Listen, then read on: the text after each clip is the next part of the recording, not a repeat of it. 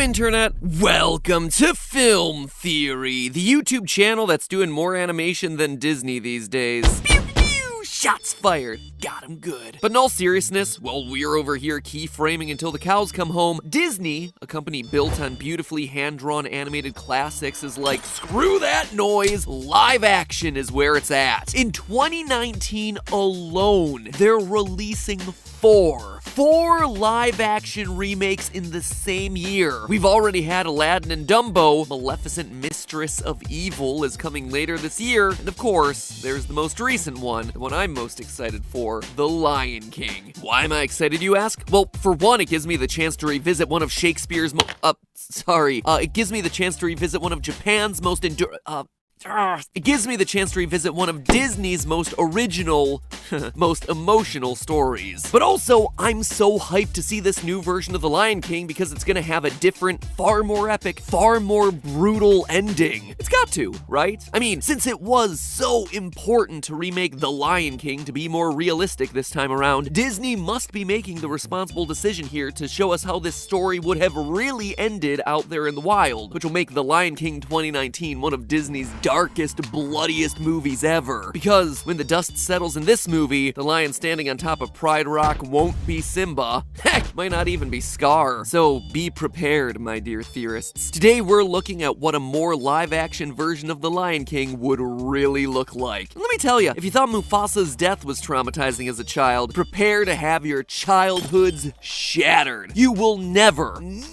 be able to look at these movies the same way again. For today's theory, we're only going to be looking at the events of The Lion King. I know there are sequels and books covering what happens before and after the movie, but as you'll soon see, those are so horribly inaccurate that they'd never happen. So sorry, Lion King 2, Lion King A Tale of Two Brothers, and Lion King 1.5, which sounds more like a bad Kingdom Hearts spin-off. You're all deader to me than Mufasa. So with that, let's give you the quick refresher so that you understand everything you need to know for today's theory. Our story begins with the birth of Simba, son of Pride Rock's current king, Mufasa. Simba grows up being groomed to be a wise, peaceful king, something that he just can't wait to be, but this youthful exuberance for monarchical authority gets on the nerves of his jealous uncle, Scar, a feline who just wants the throne for himself. One day, Scar tricks Simba into a gorge where he's rigged up a dangerous stampede. Big Papa Mufasa learns about the stampede scheme and rushes to save his son. He's successful, but he dies in the process.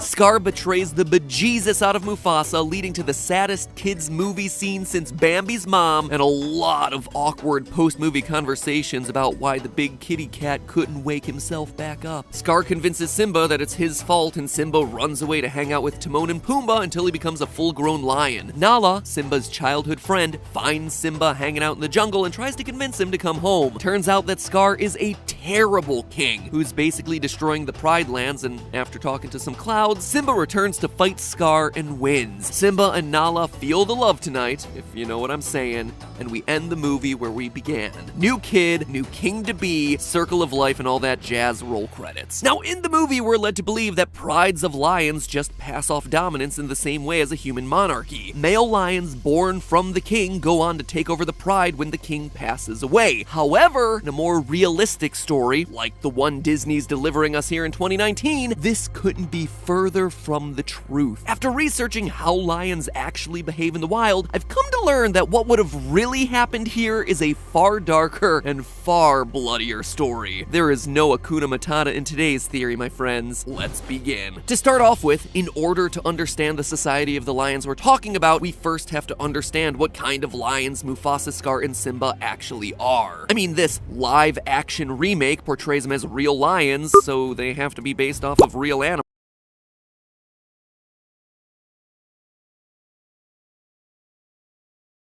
Somewhere along the line here, right? Well, surprisingly, it's actually easy to find out the exact subspecies of lion we're talking about. When researching for the film, the producers, director, and other lead crew took a trip to Hell's Gate National Park in Kenya, Africa. This would end up being what the entire film was based off of. Pride Rock, it's an actual real place in Hell's Gate. Being set in Kenya would make the lions we see in The Lion King the Panthera leomelanokaita, or East African lion. But we can get even more specific here. Let's look a bit closer at the character.